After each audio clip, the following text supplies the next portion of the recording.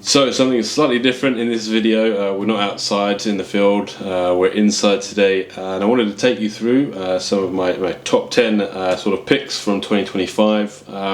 They range, from different locations, pretty much all of them local.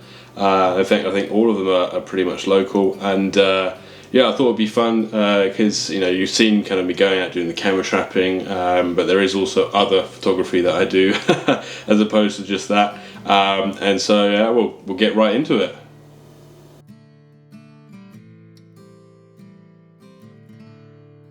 So this first image that we've got here is of a northern fisher.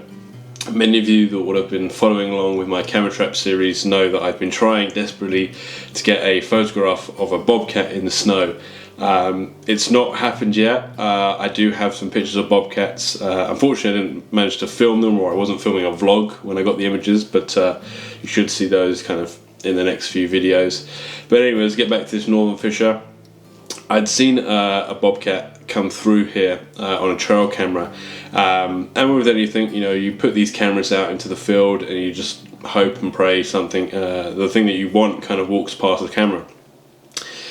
Now, it's not always the way that the thing that you want goes past the camera. Something different often walks by, and that's a great thing. They're a bit like a surprise box when you open them to see what animals walk past. And this northern fisher was actually really interesting because I'd seen them on the trail cameras, and again, you put the cameras out, see if you can get an actual picture of them. You never do. So this northern fisher came by during last winter, and it's interesting because I had this set on aperture priority mode. The snow was pretty deep. By this point, it started to kind of slowly melt down. Now with this image here, as I said, I put it in aperture priority mode to try and kind of pull back some of the the light, the natural light that was there, as well as the flashes. Because during the winter time, batteries just die instantly. I mean, it's been sort of -20, -25 here, and that's Celsius here in Canada. And yeah, it was really interesting to get this fisher come by. You can see it kind of looking at the camera. Now, I often think that it's not necessarily the flashes. More often than not, when I've had a camera looking at a camera trap box, they're actually looking at the noise. Because I'm just using some old Canon Rebel T1Is, they do make a shutter noise. And so with that, they look at it. Sometimes the bobcats, for example, they'll come and investigate, same with raccoons. But this fisher just kind of walked by, took a look at the camera, and then went on his way. You can see a little bit of ghosting there. That's one of the sort of cons of using aperture priority mode, because the animal might be passing through a little bit faster than your shutter speed. But overall, I was really pleased with this image. Kind of gives a ghostly feel. Some of you may have seen Peter Mathers' work, who did some great imagery. Mine are just mistakes. If you want to see some really good camera trap imagery, go check out Peter Mathers' site. So we have the northern fisher as our first image.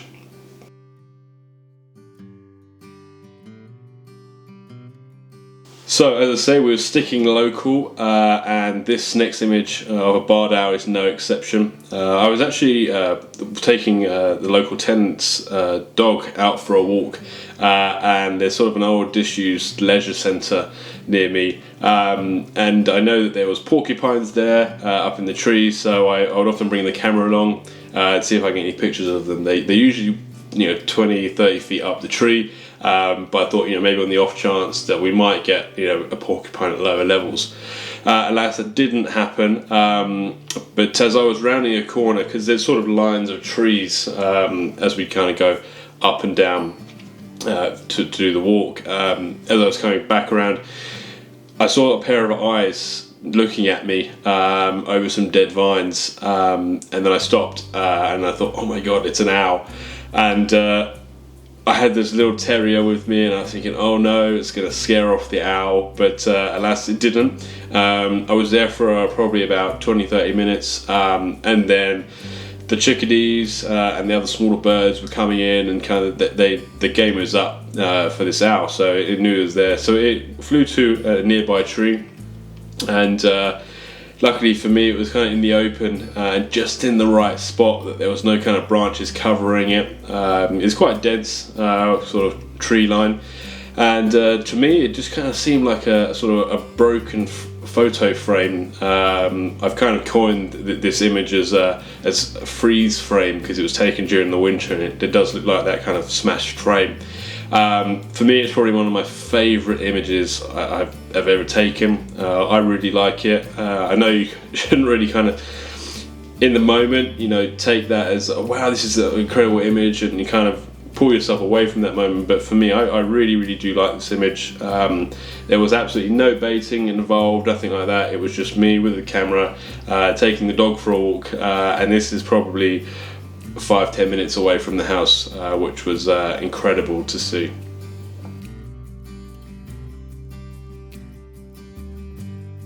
I'm really lucky here to be right next to the river. I'm pretty much out on the river every single day in the summer months. In the winter it's a bit difficult because it's all frozen out there, although we do see the river otters as it starts to melt and we kind of come into spring.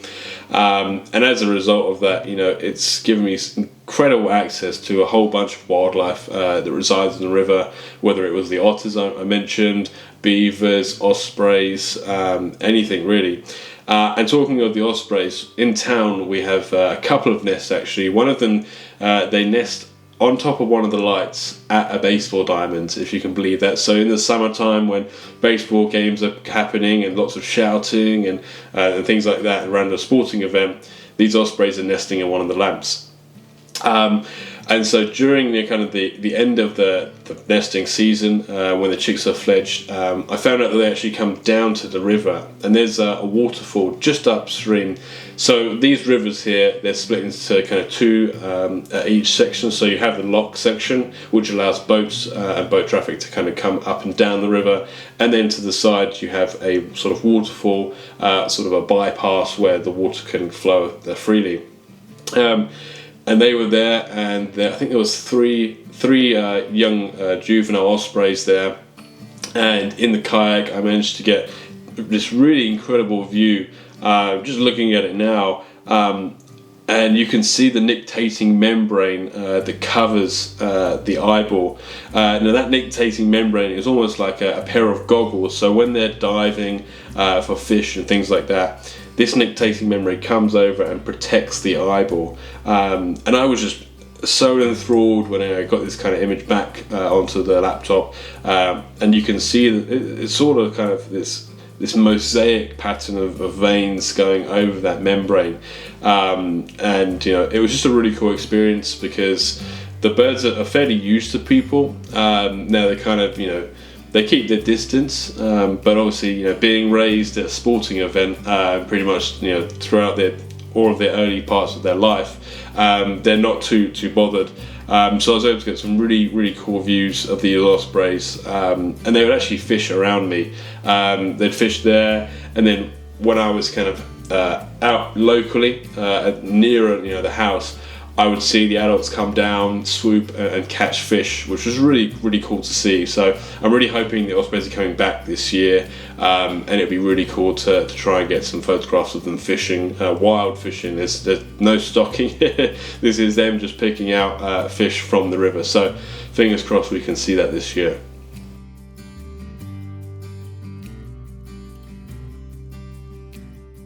Now, Canada is often known for its astro light shows with the northern lights and really clear skies over here. I figured, the blood moon's coming out in a couple of days. Usually it's kind of on the day when I see people starting to post that these lunar events are happening. So my partner actually just drove me a short distance away from the house, and I got a really clear view of the moon. You could see the kind of red as it started to eclipse with this kind of red blood moon. And as I was taking the photo, I had a drunk person come up to me out of nowhere, out of the darkness, and was saying, can I look through the camera? And in those situations, you kind of go, the camera's not too great. You couldn't get a clear view. Obviously, I did, and I got this image. This is actually a double exposure. So we got a long exposure of the stars, and then a shorter one of the actual moon itself, and in camera these are blended together to create this double exposure of the blood moon.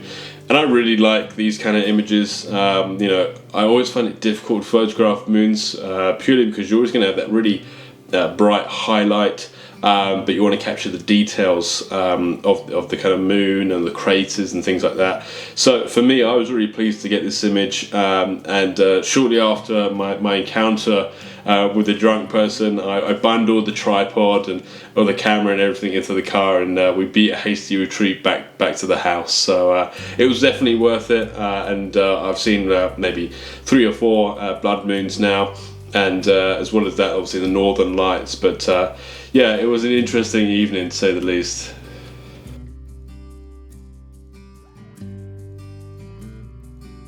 So as winter leaves, spring comes along, and with that there is a local fox den. Now, last year we would kind of drive past and see the fox cubs as they were coming out, and this was on the way to the local shops. So for me, we would drive past all the time, and of course I never had the camera with me at the time.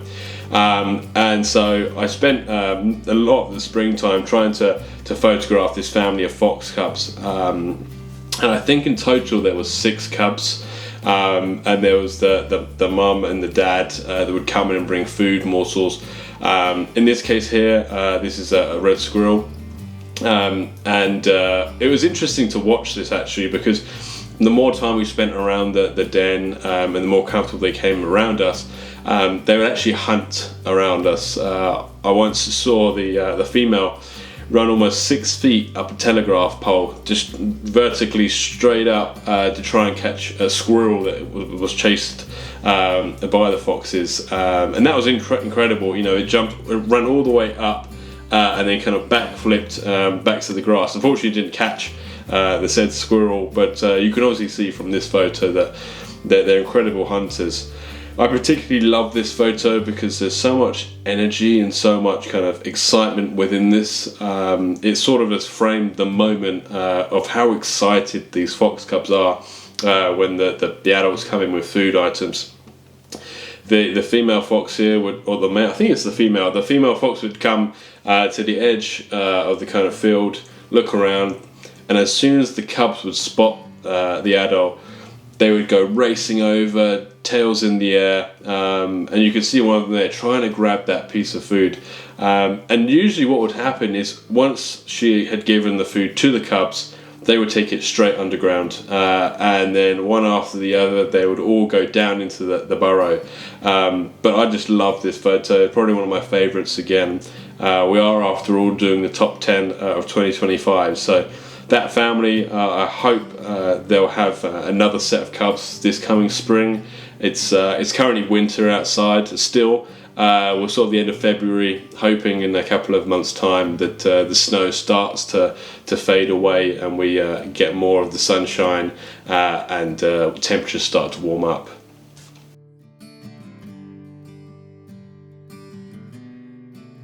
So as you know, or some of you may know from following various channels of mine, I've been helping to monitor common loon nesting rafts. We've been installing remote cameras directly onto the rafts, and that gives us a live feed back to a mobile device or a computer. And it's been a great year. We've seen some incredible sights. We've seen the chicks actually hatching out of the eggs, which was something really interesting to watch.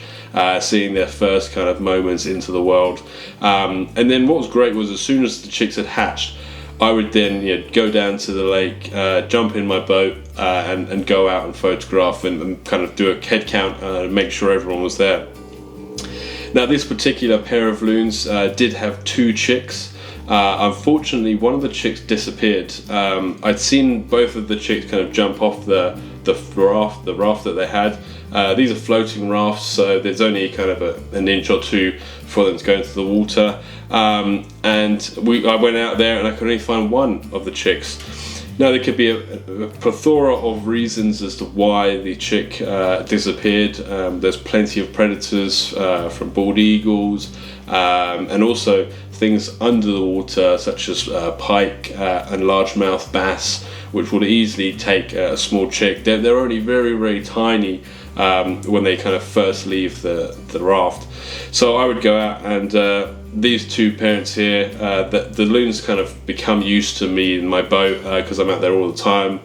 They kind of recognize the color and the shape, and sometimes I'll wear a kind of an orange toque or beanie on my head, so they know, yeah, that's the guy that looks after us. And it was great. The parents were brilliant at bringing, plenty of small fry and fish to this young chick. Often it would be struggling with the size of the food items that were coming up, but it was great to see that these two parents, regardless of the chick that disappeared, I would assume mostly like through predation, as there was no sign of it, were brilliant parents, and that's all you can kind of really ask for when you're monitoring these bird species. And we got to spend many weeks and months with the loons, and even after they'd left the rafts, we would watch them up until sort of their teenage years, when they kind of turn into this more brown, drab looking loon, and hopefully this year again we'll kind of see the loons, and potentially I'm thinking about making a sort of a short film on the life of the loons, so stay tuned. Maybe that will be something new for this year.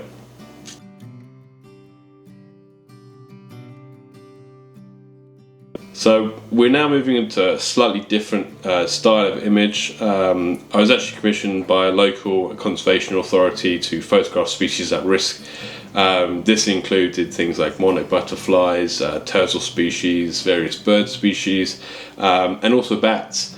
I've never really delved into photographing bats before, mainly because they are constantly moving. There's no roost that I know of kind of locally, and so a lot of the time I'm just seeing them against the skyline in the summer, feasting on all of the bugs and insects that are coming off the river. So this image here, I had to donate quite a lot of blood, and so did my partner, because we were along a wetland, a river system, using a bat detector to pick up the calls. This particular bat is the eastern red bat, and what we would do basically was I would kind of pre-focus the lens at a spot, and then have the flash, and then I would wait until the bats kind of come through, and then it was almost just a kind of firing into mid-air and just kind of hoping the bat would be in frame.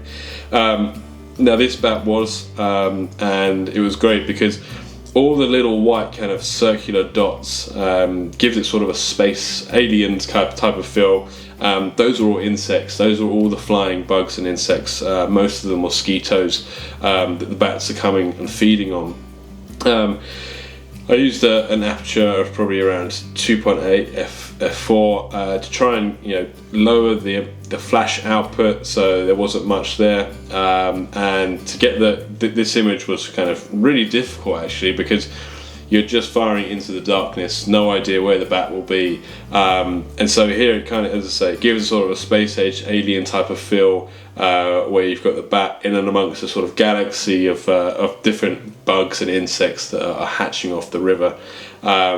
We managed to, I think it was three or four species that we managed to record, and obviously we got a photograph of one.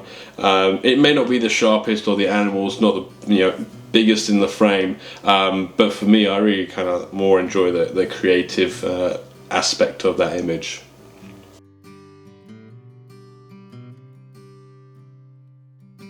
So I'm going to be a bit of a tease with this next image, because I do actually have better images than this, but I'm kind of saving them for a later video to go more in depth into this subject.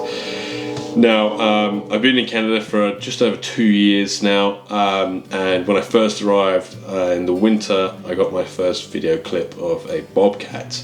I was absolutely ecstatic. I could not believe that there was a bobcat on my trail camera, so I'm sure you will understand that I got the camera traps out as soon as possible, and 2 and a bit years later I only have maybe 3 or 4 images of them, and this is one of them. Now this is an image where sort of a mistake I quite enjoy actually. Ideally I would have liked the bobcat to have been walking towards the camera, and get the full face. But unfortunately it never happened that way. The one time it did, I'd not checked the focus and left the camera trap, and so I had a nice blurry image of a bobcat. This image is quite interesting to me because first of all, you can see the shadow, and it's a really well cast shadow of the outline of the bobcat, with that classic kind of curled tail. There's a real telltale sign of these big cats. I say big cats, small cats, whatever you want to call them. And what it's actually doing, you can kind of tell there's a bit of, it almost looks like smudging on the camera. That's not actually smudging. That's actually bobcat pee. More often than not, I find that these bobcats will scent mark my camera traps and use them as scent marks. Now, I don't know if it's because it's kind of a little bit taller, and it's kind of, above the environment, often, fallen logs, things like that, and they use those as markers. So plenty of times I've witnessed bobcats peeing on my camera trap. And when you go to bring them back and bring them back into the house, I'm not sure that goes down too well. Yeah, I really enjoy this image here because it kind of is the quintessential essence of bobcats, or at least for me anyways. That they're never quite in the frame. They never want to, never want to be where you want them to be. And this kind of elusive shadow, and you can't see the face. For me, it just sums up the character of the bobcat. And I really do actually love this image. I think it's different. Some people might say, well, you're just saying that because, it's just got a shadow and things. But, well, yeah, that's why I like it. I like it because it's slightly different.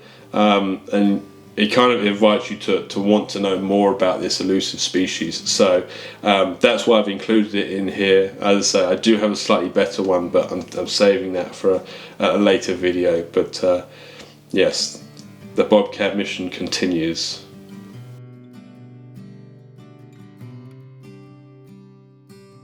Talking of bobcats and camera traps, often I will get other species that will come by cameras, species that I know that are in the area, but I never expect them to. As you saw earlier in the video, we had a northern fisher come through, and in this image we have an otter. And we've seen the otters out in the river. It's kind of end of February now, and I'm starting to see their heads kind of pop up here and there out in the river. But during the times when everything is completely frozen, they start to kind of move out a little bit and explore different areas. This particular trail here has had lots of different species come through. But when I opened the camera trap to see an otter, I was really pleasantly surprised because I've never actually photographed an otter on the camera trap.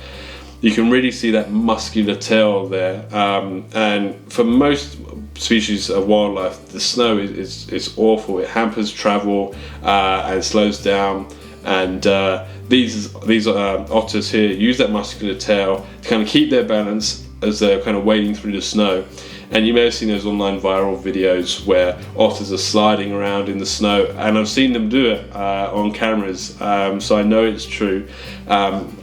And yeah, it's one of those unexpected moments where you're hoping for something, for in this example a bobcat, and actually you get something completely different. And I really enjoy this. You can really clearly see the otter. I've got some plans for this year to try and incorporate some more longer exposure photographs of the otters and other kind of water mammals.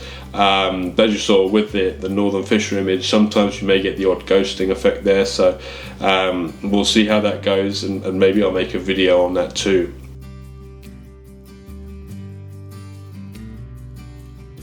So to finish up this sort of top 10 series from 2025, we've got this picture of a frozen porcupine. It's not actually frozen, it is wet and alive, but the temperatures over here, as I say, can get down to -20 or even colder than that. On this particular day I went out and it was freezing. Everything was frozen in hoarfrost and just covered. And I went out and I looked up in the trees. I knew these porcupines were there, and I could just make out this small ball of quills covered in ice. Now, as the porcupine breathes out, it then condenses onto the quills and forms this kind of hoarfrost all over its quills.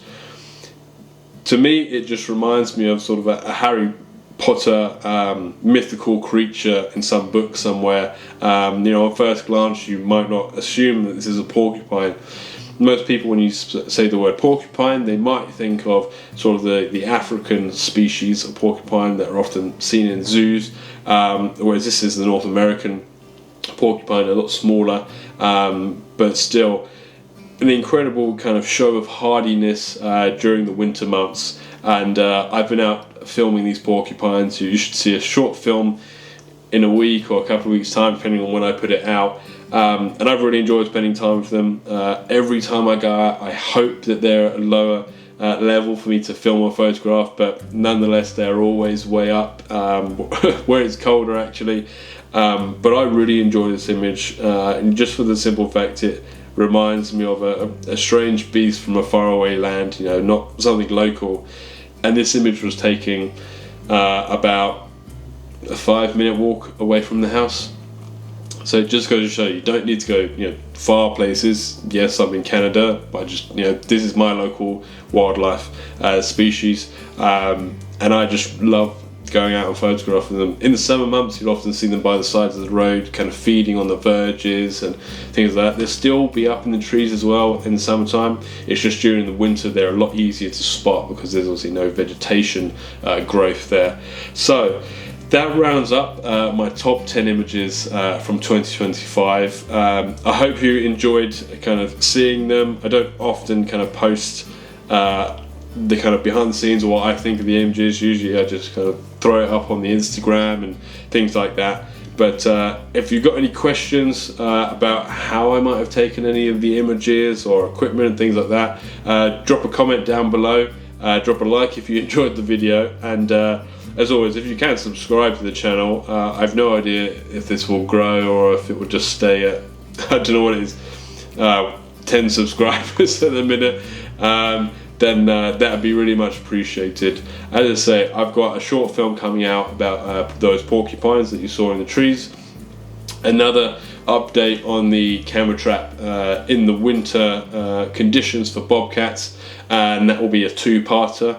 The camera trap is currently out in the field, so I have no idea if anything has walked past it. Knowing my luck, probably nothing, but I'm looking forward to going and checking that in the meantime anyway. So I hope you enjoyed this video, and if you'd like to see some more of this kind of stuff or behind the scenes, or just tell me what you want to see, I'd love to hear in the comments below. So that's all for now. I'll probably leave a little slideshow of the images at the end of this video for you to look through, and I look forward to making another video and posting it for you guys here on YouTube.